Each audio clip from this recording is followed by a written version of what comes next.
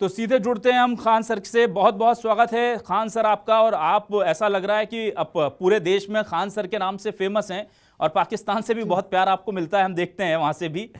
तमाम आपके YouTube comments हमने देखे हैं कि वहाँ से लोग आपके चाहने वाले हैं, और मैं खुद भी व्यक्तिगत तौर पर आपको फॉलो करता हूँ।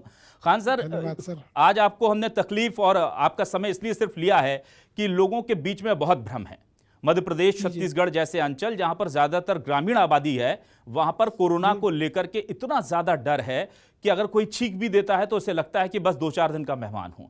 हम ये आपके जरिए अपने दर्शकों तक ये चीज पहुंचाना चाहते हैं कि हमें इससे कितना डरना है, कितनी हमें इससे जागरूकता लेनी है, रखनी है, और कैसे हम इससे पार पा सकते हैं। तो आपके कई वीडियो हैं जो वायरल हो रहे हैं सोशल मीडिया पर। हम बस ये चाहते हैं खान सर कि आप पहले तो एक हाईलाइट बता दें कि दरअसल ये कोरोना किस तरह से हमारे शरीर में असर कर रहा है और ये है क्या, जो आसान शब्दों में लोगों को समझ में आ पाए।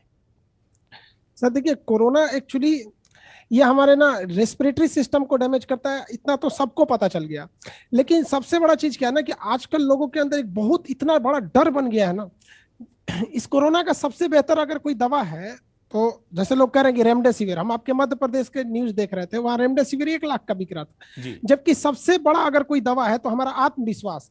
अगर हम ठान लिए कि नहीं हमें इस कोरोना को हराना है, तो हम समझिए कि उसी दिन से हम रिकवर होने लगते हैं। सबसे बड़ा एंटीबॉडी वही है। लेकिन क्या है ना कि हम लोग अगल बगल में इतनी निगेटिव चीजें देख ली है ना कि हमारा शरीर खुद से सिहमने लगता है। जैसे रात के वक्त में अगर हमें किसी नदी के किनारे या किसी जगह अकेले में छोड़ दिया जाए तो हमारा डर जाते हैं, जबकि वहां कुछ भी नहीं रहता है, लेकिन एक वहम है हमारे शरीर में। वैसे ही इस कोरोना को लेकर भी डरना नहीं है, इससे डट कर सामना करना है। जो जो जरूरी चीजें हैं जैसे सैनिटाइजर का यूज करना, मास्क पहनना, सोशल डिस्टेंसिंग, इसका जरूर पालन करना है। और इसको बचने के लिए अभी क्या है कि जो सेकेंड वेव आ रही है ये कोरोना की सुनामी की तरह है। तो इसको हम सबको मिलकर रोकना है एटलीस्ट 15 से 20 मई के बीच में। अगर हम यहां तक के चेन को रोक देते हैं तो कोरोना देखिएगा उसके बाद अचानक फॉल डाउन करेगा ये। तो खान सर, क्या 15 से 20 मई तक अभी ये कर्व ऐसे ही बढ़ती रहेगी? और अगर हाँ सर, बहुत भयानक बढ़ेगी। आपको बता दें, हम सारे देशवासियों को कहते हैं भाई 15 से 20 मई तक बचा के रखिए। वो एक दिन में 6 लाख के ज्यादा का आंकड़ा पार करेगा ये। और बहुत तेजी से डिक्लाइन करेगा। जे कर्व बनाएगा तुरंत गिरेगा। सेकेंड वेव को ऐसे ही देखा गया। अगर आप ऐसे 100 साल पहले स्पेनिश फ्लू को देखेंगे तो वैसा ही हुआ। लेकिन इस बीच अगर हम लोग अपने आप को, सारे देशवासी, अगर हम लोग थोड़ा सा सोशल डिस्टेंसिंग, मास्क, सैनिटाइजर का यूज करते हैं और 15 से 20 मई तक अपने को सिक्योर करते हैं, तो ये जो बीच का 15 दिन का समय है ना, इस 15 दिन के समय में सरकार जो है ऑक्सीजन प्लांट लगा देगी, जो जरूरी दवाइयां हैं उन्हें ले आ देगी, एक इकोसिस्टम 15 से 20 दिन में डेवलप कर देगी। लेकिन अगर इसी बीच में हम इन्फेक्टेड हो जाते हैं ना, तो हॉस्पिटल में जगह नहीं है, ऑक्सीजन नहीं है, दवाइयां नहीं है, तो फिर क्या है ना कि थोड़ा सा डेथ रेशियो बढ़ जाता है। बिल्कुल खान सर, यहाँ पर सवाल ये है कि जब भी हम बात करते हैं तो आज बंगाल स्ट्रेन आ गया, ब्रिटेन का स्ट्रेन बहुत खतरनाक है, मैक्सिको स्ट्रेन ने दिक्कत कर दी। ये तमाम चीजें क्या हैं, ये स्ट्रेन क्या है, और इंडिया में इस वक्त कौन सा स्ट्रेन है जो सबसे ज्यादा एक्टिव है? क्यों इतनी ज्यादा हमारी जो डेथ रेट है वो लगातार बढ़ रही है? सर, स्ट्रेन को आप ऐसे समझिए कि किसी परिवार में मान के चलिए 5 बेटे हैं किसी के, 5 बेटों का स्वभाव एक जैसा नहीं रहता है। तो हमारा अगर उस परिवार से झगड़ा है तो आप देखेंगे 5 बेटों का बिहेव हमसे अलग अलग रहेगा। कुछ हमेशा एग्रेसिव रहेगा, कुछ नॉर्मल बिहेव करेगा, कुछ मुंह से कुछ बोल के चला जाएगा, कुछ सोचेगा डायरेक्ट इसको मार ही डालते हैं। वैसे ही ये कोरोना एक खानदान है, एक फैमिली है बीमारी की, जिसके अलग अलग स्ट्रेन देखे जाते हैं। जो चाइना से आया था SARS-CoV-2, वो उतना खतरनाक नहीं था जितना कि ब्रिटेन वाला जो है, वो जो चाइना से आया था, वो जो 7 दिन में जितना हमारी फेफड़ों को नुकसान करता था, ये जो डबल म्यूटेंट आया है वो उसको 2 दिन में कर देता है। इसलिए आप देखे होंगे कि जो बीमार पड़ने वाले हैं वो 2 दिन में दिखते होंगे कि अभी उनको लक्षण पता चला कि अचानक ऑक्सीजन, उनका सांस कम होने लगा, ऑक्सीजन की जरूरत पड़ने लगी। जबकि पहले जो ऑक्सीजन का जरूरत था वो बीमार पड़ने से, इन्फेक्टेड होने से 12वें से 13वें दिन पड़ता था। आज वो 7वें से 8वें दिन पड़ने लग रहा है। तो हम लोगों को जरूरत है कि जब तक गवर्नमेंट इस पर पूरी तरह से प्रिपेयर ना हो जाए, हम खुद को बचा के रखना। और हमारे लिए भी एक बहुत गलत बात है, हमारे मतलब मेडिकल सिस्टम को कहिए कि अभी तक जीनोम सीक्वेंसिंग नहीं की जा सकी है। आज भी आपको बस इतना बताया जा सकता है कि आप कोरोना से इन्फेक्टेड है, ये नहीं बताया जा रहा है कि आप किस स्ट्रेन से इन्फेक्टेड है। तो अब इंसान इक्वली डर रहा है। वो कमजोर कोरोना से भी उतना ही डर रहा है जितना से मजबूत कोरोना से डर रहा है। और अगर हल्के में ले रहा है तो कमजोर वाले को भी हल्के में ले रहा है, मजबूत वाले को भी हल्के में दे रहा है। जबकि चाइना में देखेंगे, जैसे दिसंबर में ये कोरोना वायरस डिटेक्ट हुआ, उन्होंने जनवरी में ही इसका जीनोम सीक्वेंस नेट पर अपलोड कर दिया। इसलिए ये कोरोना की वैक्सीन जो है पूरी दुनिया की सबसे फास्टेस्ट वैक्सीन बन चुकी है। लेकिन अभी हम लोग के पास 1000 सैंपल भी नहीं है नए कोरोना स्ट्रेन के। जबकि अगर हम लोग पहले जैसे ये दिसंबर में ब्राजील का डिटेक्ट हुआ था, जनवरी में साउथ अफ्रीका वाला डिटेक्ट हुआ, फरवरी में यूके वाला हमारे इंडिया में आने लगा, तो हमको उसी समय से सतर्क होने चाहिए था कि जिस तरह से हमारे देश में जनवरी में पहला केस देखा गया 2020 में और अचानक बढ़ने लगा, तो सरकार को भी उसी तरह से कदम उठाना चाहिए था, लेकिन बहुत लेट हो गया इसमें। बिल्कुल खान सर, यहाँ पर एक और सवाल है जो बार बार उठ रहा है और उसको लेकर बहुत गफलत है। हमने देखा डॉक्टर्स भी उसको लेकर के एक मत नहीं है। वो है कब जाकर, किस स्तर पर जाकर हमारा ऑक्सीजन सैचुरेशन जब गिरता है वहां पर ऑक्सीजन की जरूरत पड़ती है। किसी को हम देख रहे हैं 93 से नीचे गया, 90 हुआ तो ऑक्सीजन लग जाती है, कोई 70 भी घर में सर्वाइव कर गया। इससे लेकर के बड़ा विरोधाभास है लोगों में, रिसर्च में या बात जो विशेषज्ञ उनकी राय में। देखिए, लोगों को ना सबसे पहले पल्स ऑक्सीमीटर रखना चाहिए। पल्स ऑक्सीमीटर दीजिए। तो पल्स ऑक्सीमीटर में क्या है कि हमें अपना पल्स ऑक्सीमीटर से अपना ऑक्सीजन सैचुरेशन लेवल को नाप लेना चाहिए। अब जैसे यहाँ पे हम अपना पल्स ऑक्सीमीटर से अगर हम ये नापते हैं तो अगर हमारा 94 से ऊपर जा रहा है तो 94 से ऊपर का मतलब हम बिल्कुल सही है। अब जैसे मेरा पल्स ऑक्सीमीटर इसमें अगर हम नापते हैं 94 से जाता है तो सही है। अगर 94 से आप 90 के बीच में, 90 से ऊपर है तो आप माइल्ड में आते हैं। लेकिन अगर आपका 80 और 90 के बीच में है तो आपको डॉक्टर्स के कंसल्ट में हमेशा रहना चाहिए। जैसे आप देखिए मेरा अभी 99 दिखा रहा है तो हमें कोई दिक्कत नहीं है, हमारा पल्स सैचुरेशन सही है। लेकिन अगर 90 से और 80 के बीच में जा रहा है तो हमें डॉक्टर के कंसल्ट में रहना पड़ेगा और हमें बैकअप में ऑक्सीजन का व्यवस्था करके रखना पड़ेगा कि भाई अब कभी भी डाउन हो सकता है। तो जब वो 80 टच करने लगता है तो हमें ऑक्सीजन पे जाना पड़ता है और 80 से 70 के बीच में हमें एक देख रेख करने वाला चाहिए, वरना उसको ऑक्सीजन निकाल देंगे तो वो हांफने लगेगा उस चीज। बिल्कुल। साथ ही साथ खान सर ये भी देखा गया है कि कोरोना को लेकर के या तो लोग बहुत ज्यादा डरे हैं या अभी भी कई ऐसे लोग हैं जिनकी तस्वीरें हम दिखा रहे हैं कि उन्हें कोई फर्क ही नहीं पड़ रहा, वो लगातार ऐसे घूम रहे हैं जैसे वो अमर हैं। और खास बात यह है कि खुद की जिंदगी के साथ साथ दूसरों के लोगों के साथ जान जो है उससे भी खिलवाड़ कर रहे हैं। ऐसे लोगों के लिए क्या कहेंगे आप? सर देखिए, इसमें हम बता रहे हैं ना कि हम कोरोना दो टाइप का है। एक सच में है जिससे कुछ खास डरने की जरूरत नहीं है और एक ऐसा है जिससे नहीं डरेंगे तो फिर आपको वो पहुंचा देगा कहीं और। तो हम लोग अभी ये फर्क ही नहीं कर पाए हैं कि जो व्यक्ति कोरोना से इन्फेक्टेड है ये चाइना वाला कोरोना से है या साउथ अफ्रीका वाला, ब्राजील वाला, ब्रिटेन वाला। अब जैसे चाइना वाला आया था तो हमारी बॉडी धीरे धीरे उसके प्रति इम्यून हो चुकी थी। इवन जो हम लोगों ने वैक्सीन भी बनाई थी वो भी उसी के प्रति बनाई थी, ज्यादातर ध्यान में रख के। तो लोगों में ये लापरवाही है कि हम मतलब वो ये देख रहे हैं कि वो ठीक हो गया तो हम भी ठीक हो जाएंगे। ये गलत चीज है। किसी का इम्यून सिस्टम सही था या फिर पहले कोरोना डिटेक्ट हो गया वो बच गया तो इसका मतलब नहीं कि सारे लोग बच जाएंगे। और एक और भ्रांति है, बहुत से लोग कह रहे हैं कि कोरोना तो एक मामूली फ्लू है। तो भाई पूरी दुनिया में लोग इतने मर रहे हैं, जो ऐसा बात बोलता है ना उन्हें कोरोना वार्ड में एक दिन के लिए रख देना चाहिए, फिर समझ में आ जाएगा। बिल्कुल। वैक्सीन को लेकर के भी बहुत सारी चीज़ें हैं जो लोग जिन्हें जानना चाहते हैं। वैक्सीन खास तौर से हमने देखा कि कुछ जगह ये शिकायतें भी हमें मिली है कि पहली वैक्सीन की तो लगा दी कोवैक्सीन और दूसरी लगा दी कोविशील्ड दूसरा डोज, क्योंकि अवेलेबिलिटी नहीं थी, खासतौर से सरकारी सिस्टम में बहुत हुआ। अब बताइए इस तरह से अगर कोई वैक्सीनेशन हो रहा है तो वो कितना फायदा देगा और कितना नुकसान करेगा? देखिए सर, इसका अभी कोई एक्यूरेट डाटा नहीं है, लेकिन ऐसे वैज्ञानिकों का एक हिस्सा ये भी है जो इस चीज को अच्छा बताता है।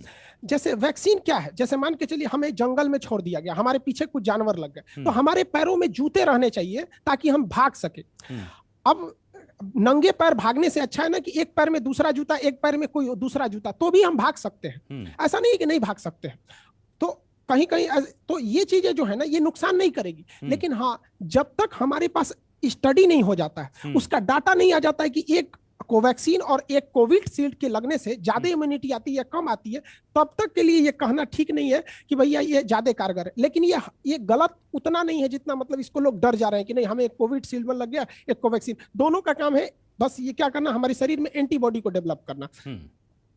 बिल्कुल। और ऑक्सीजन को लेकर के बहुत ज्यादा मारामारी है। हम देख रहे हैं कि कई जगह से तो तस्वीरें हमने दिखाई कि अच्छे भले घर के लोग ऑक्सीजन को चुराकर अस्पताल के सामने से ले जा रहे हैं, रास्ते में लूट ली गई ऑक्सीजन। तो क्या इसके लिए क्या तैयारी करें, घर में क्या इसकी कोई व्यवस्था हो सकती है?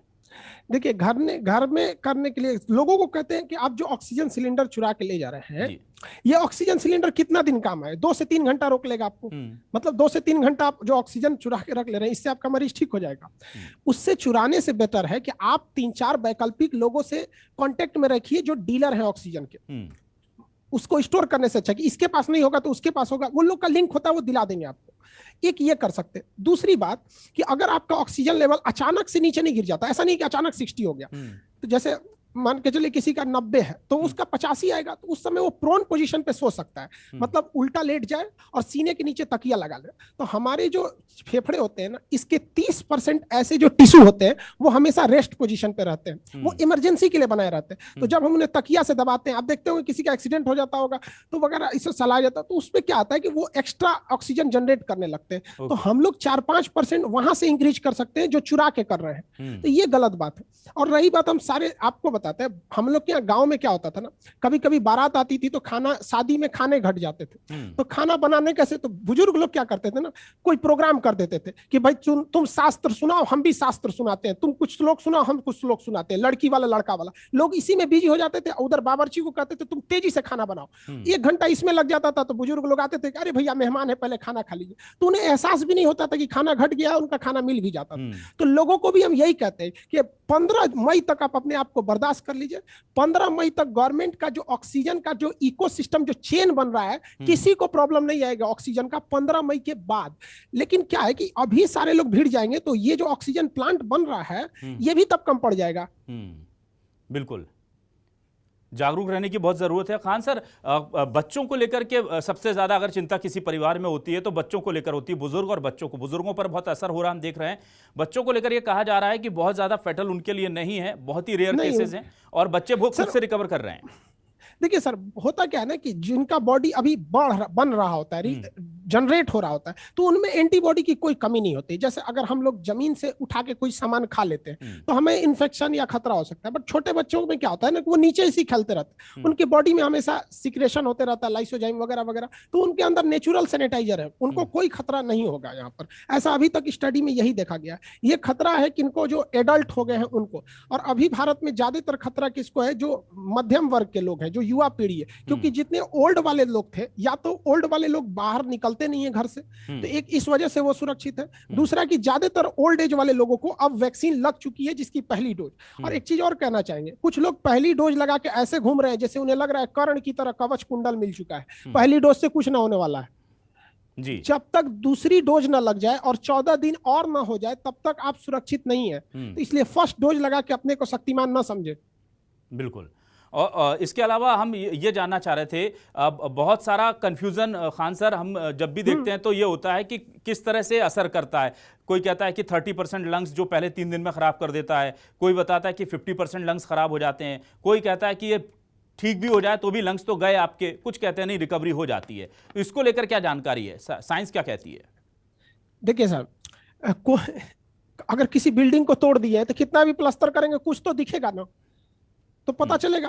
तो हमारे फेफड़ों पर उसका कुछ इंपैक्ट लॉन्ग टाइम पड़ जाता है, लेकिन ऐसा नहीं कि बहुत ज्यादा ऐसा घबराने की बात है। कोरोना से आप रिकवर हो गए, धीरे धीरे वो रिकवर हो जाएगा। हमारी बॉडी किसी चीज को रिकवर कर लेती है, लेकिन उसमें क्या है कि लंग्स बहुत सेंसिटिव पार्ट है, उसको रिकवर होने में 3 से 4 साल लग जाते हैं। और जो ये लोग कह रहे हैं कि कभी भी ठीक नहीं होगा, तो भैया कोरोना को आए कितना दिन हुआ ही, आपकी स्टडी कितने दिनों की है?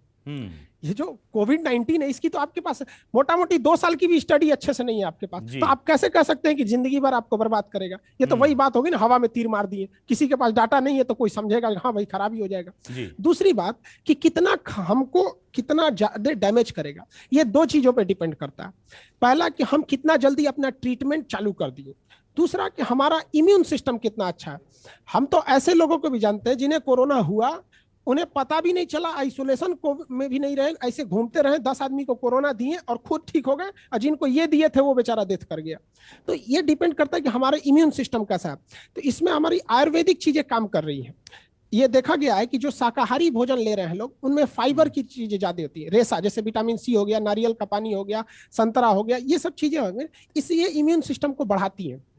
ठीक है खान सर, आप कुछ समझाना चाह रहे हैं हमारे दर्शकों को बोर्ड पर बेहतर तरीके से, आसान तरीके से, जरा वो चीजें हमारे दर्शकों को बता दें ताकि वो जो डर है उनके मन से वो निकल जाए।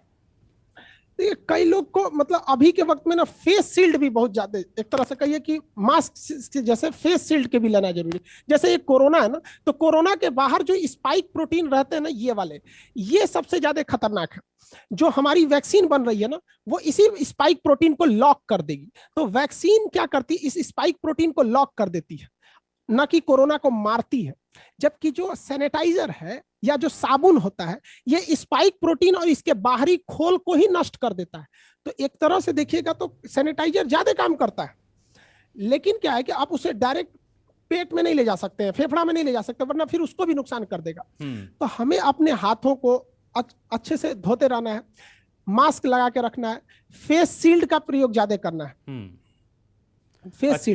फेस शील्ड बहुत जरूरी है जी, बिल्कुल। हाँ, एक्चुअली क्या है कि वो ज्यादा प्रोटेक्शन दे देता है फेस शील्ड।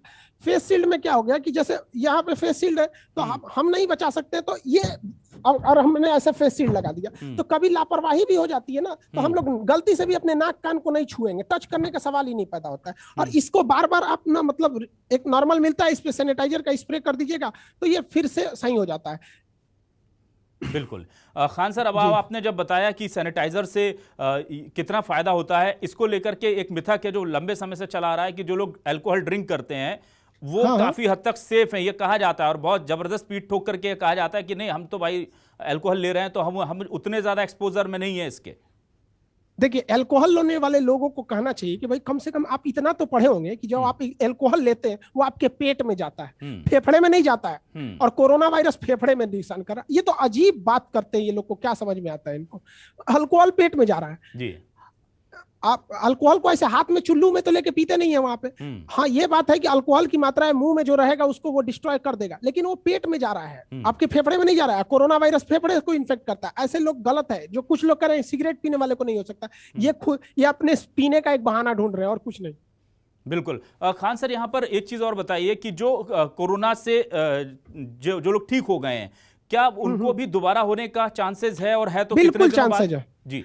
देखिए, उसके आराम से 2 महीने के बाद वो लोग भी इन्फेक्टेड हो जाते हैं, बट उन्हें घबराने की बात नहीं है। उनके बॉडी दोबारा उसे पहचान लेगा। हमारी बॉडी की एक खराबी क्या है कि हम कभी भी किसी वायरस को पहली बार में नहीं पहचान पाते और दूसरी बार उसको छोड़ते नहीं है। कोरोना क्या करता है, ये कोरोना को भी ये बात पता है कि अगर ये इंसान की बॉडी में गया और इंसान की बॉडी इसे पहचान गई तो दोबारा इसे छोड़ेगी नहीं। इसलिए कोरोना कहता है कि हम तुम्हें पहली बार में ही नहीं छोड़ेंगे। तो कोरोना पहली बार में ही हरा देता है, और अगर हमने उसे हरा दिया तो दूसरी बार भी हरा देंगे। तो इसीलिए हम लोग, जो कोरोना व्यक्ति पॉजिटिव है, अगर दोबारा हो जाता है तो रिस्क की जरूरत नहीं है। ऐसे व्यक्ति अपने आप में एक वैक्सीन है, उन्हें बढ़ चढ़ के अपना सीरम डोनेट करना चाहिए। ये बड़ा ज्यादा लाभदायक हो जाएगा। अच्छा, प्लाज्मा डोनेशन को लेकर कहा जा रहा है सिर्फ 2 महीने तक के लिए ही जो रिसेंट मरीज है वो काम आएंगे। क्या इससे ज्यादा जो वक्त गुजर गया है वो लोग भी दे सकते हैं इन केस ऑफ अगर इमरजेंसी है तो? हाँ, देखिए, दे सकते हैं, बट 2 महीने का रहता है ना, तो ज्यादा इफेक्टेड रहता है। जैसे हमारी बॉडी में हर चीज का एक डेट है। जैसे हमारी बॉडी में आरबीसी है, वो 120 दिन ही जिंदा रह सकती है। डब्ल्यूबीसी जो बीमारियों से लड़ता है वो 4 दिन ही जिंदा रह सकता है। प्लेटलेट जो डेंगू होने से रोकता है वो 7 दिन ही जिंदा रह सकता है। तो उसी तरह हर चीज का एक लाइफ साइकिल है। तो 60 दिन तक में वो अच्छे से काम करता है, सीरम प्लाज्मा जो रहता है। उसके बाद उसका धीरे धीरे सैचुरेशन थोड़ा डाउन होने लगता है। इसलिए कहते हैं लोग कि उससे पहले दे दीजिएगा तो ज्यादा बेटर रहता है। और जो अस्पतालों में लोग एडमिट हैं, सबसे बड़ा धर्म संकट ये होता है, और कुछ तो हमने ऐसी भी तस्वीरें दिखाई हैं खान सर जिनको देख करके बड़ा दिल रोता है कि किसी बुजुर्ग की मौत हो गई है तो उसे कांधा देने कोई नहीं आ रहा है, इस डर से कि कहीं हमें कोविड ना हो जाए। और उसके लिए वो उस शव का अंतिम संस्कार कराना उस परिवार के लिए बड़ी चुनौती है। या कोई दूर है तो पड़ोसी नहीं आ रहे हैं मदद करने के लिए, उनका ये कहना है कि अब वो जाने वाला चला गया, अब हम अपने आप को खतरे में नहीं डाल सकते। ऐसे लोगों के लिए क्या कहेंगे, और ऐसी स्थिति में करें क्या आखिर? सर देखिए, हम आपसे क्या कहता चाहे, गवर्नमेंट को सबसे पहले ना, जैसे कोई कोरोना का मरीज आता है उसको एट टाइम एडमिट से पहले उसे डिसाइड कीजिए कि ये माइल्ड है या सीरियस है। और अगर सीरियस है तो उसे सीरियस वाले हॉस्पिटल में ट्रांसफर कीजिए, और जो माइल्ड है उन्हें क्या कीजिए, प्राइवेट हॉस्पिटल तो अभी बंद है या स्कूल कॉलेज भी बंद है, वहां भेजिए, वहां अपने डॉक्टरों को भेजिए। हमारे संपर्क में बहुत सारे ऐसे लड़के हैं जो मेडिकल कर रहे हैं, ये नर्सिंग कर रहे हैं, नर्सिंग कर रहे हैं। ये लोग ये कहते हैं कि सर हम लोग को कम से कम उनकी जिम्मेदारी में लगा देते हैं जो अभी माइल्ड है, जिन्हें जो ठीक हो सकते हैं, बस उन्हें दवा देना है, ये करना है। लेकिन अभी यूटिलाइज नहीं हो पा रहा है। सारे सरकारी स्कूल बंद है, आपके मध्य प्रदेश छत्तीसगढ़ में भी सारे सरकारी स्कूल बंद हो गए, लेकिन क्या उसका यूटिलाइज हो पा रहा है? नहीं। लेकिन आगे देखिएगा, चुनाव आयोग उसका यूटिलाइज कर लेगा, अभी चुनाव होगा तो। बिल्कुल, ये बहुत बड़ी बात आपने लेकिन कही है। लेकिन अब हमारे डॉक्टर में स्वास्थ्य विभाग उसका यूटिलाइज नहीं कर सकता है। वैक्सीन की बात करते हैं, गली गली में आपका बर्फ आइसक्रीम बेचने वाले जाते हैं, उनका जो बर्फ रखने वाला कंटेनर होता है उसका टेम्परेचर -0 डिग्री सेल्सियस होता है, जबकि हमारा वैक्सीन 4 डिग्री 2 डिग्री सेल्सियस में भी अच्छे से रख जाएगा। आप वहां से वैक्सीन पहुंचा सकते हैं, आप उनको भाड़ा दे के पहुंचा दीजिए। जो आइसक्रीम वाला है वो कभी नहीं कहेगा कि लॉकडाउन ने मेरा रोजगार छीन लिया, आपका वैक्सीन पहुंचाएगा। वो हमारे देश का एक जो बर्फ बेचने वाला भी है ना, वो इस देश की जान बचा सकता है। उसके बर्फ में आइसक्रीम हटाएगा, कोरोना का वैक्सीन रखेगा, उसको एड्रेस दीजिए कि ये है कोविड सेंटर, यहाँ पे वैक्सीन लगाना है, तुम्हें पहुंचानी है, तुम्हारी जिम्मेदारी है। ये लो तुम्हारा रोजगार गया, लेकिन अब तुम देश की सेवा करोगे। कौन बताएगा इन लोग को? बिल्कुल। और क्या बहुत बहुत अच्छी बात आपने दोनों बातें कही हैं। क्या आपको लगता है कि जितना कोरोना ने नुकसान पहुंचाया है उसका कुछ हद तक एक परसेंटेज जो है वो लापरवाही ने भी नुकसान पहुंचा दिया है देश को? सर लापरवाही नहीं तो दूसरे स्ट्रेन को जन्म दे दिया। यहाँ पर ऐसे लगने लगा सर, लापरवाही क्या कहिएगा, गवर्नमेंट से नहीं दिख रही है लापरवाही। गवर्नमेंट खुलेआम आके कहती है हम लोग की कि हमने कोरोना को हरा दिया। किसने डाटा दिया था आपको कि हराने का? जी। बट ये है ना कि हमको एक दायरा है कि हम प्रधानमंत्री से इतने लाभ तक इतने ही सवाल पूछ सकते हैं। आप बताइए, 3 अप्रैल को पूरे भारत में सर्कुलर जारी कर दिया गया कि स्कूल कॉलेज यूनिवर्सिटी कोचिंग बंद रहेगी क्योंकि कोरोना का खतरा आने वाला है। क्या ये चीजें बाकी सरकारी चीजों पर दिखाई गई थी? रैलियों पे लागू हुई थी, भाषणों पे लागू हुई थी, किसी पे नहीं लागू हुई थी। मतलब स्वास्थ्य विभाग को अंदाजा पहले हो गया कोरोना का, और चुनाव आयोग को अभी तक नहीं हो रहा है। वो तो मद्रास हाईकोर्ट को बहुत बहुत धन्यवाद जो उन्होंने ऐसा कहा कि इलेक्शन कमीशन पे हत्या का मुकदमा होना चाहिए।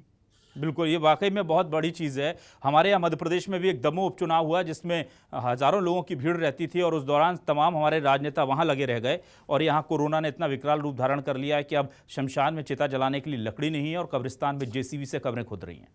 आपको कितना तकलीफ नहीं हो रहा है? रामनवमी के पावन महीने में जहां गलियां जय श्री राम के नारे से गूंजती थी, आज वही गलियां राम नाम सत्य है के नाम से गूंज रही हैं। अच्छा लग रहा है? जिस रमजान के मुकद्दस महीने में लोग ईद की खरीदारी करते थे, आज कफन खरीदने जा रहे हैं। यही है हमारा देश। जी बिल्कुल। और ये तकलीफ वाकई में लोगों की है, आम लोगों की बात आप करते हैं, इसीलिए हम न्यूज़ 24 मध्य प्रदेश छत्तीसगढ़ पर आपको जोड़ना चाहते थे। बहुत बहुत शुक्रिया खान सर। अगर ज़रूरत पड़ी मध्य प्रदेश छत्तीसगढ़ के लोगों को और कुछ जानकारी देने की तो एक बार फिर हम आपके साथ जोड़ने की आगे भी कोशिश करेंगे। न्यूज़ 24 से बातचीत करने के लिए, समय देने के लिए बहुत बहुत शुक्रिया।